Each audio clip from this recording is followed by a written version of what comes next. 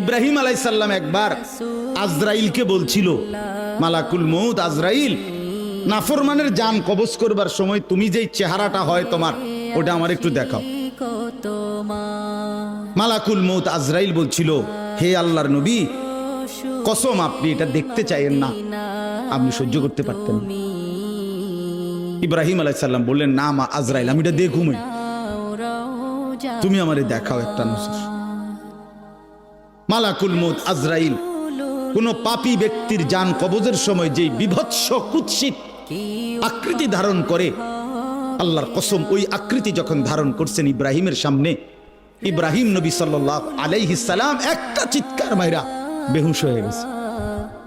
লম্বা সময় পরে যখন হুঁশ আসছে, আমি নিজে পড়ছি কিতাবে, আরবি কিতাবে, ইব্রাহিম আলাইহিস সালাম আল্লাহকে বলছে, আয় আল্লাহ, আপনার জাতের কসম মাওলা, কোন নাফরমান পাপী তার কবরের আযাব, আখিরাতের আযাব, জাহান্নামের আযাব কিছুই লাগবে না, শুধু মালাকুল মউত আজরাইলের এই বিভৎস দৃশ্য যদি সে একবার দেখে, তো তার 60 বছরের নাফরমানির শাস্তির জন্য এটাই যথেষ্ট।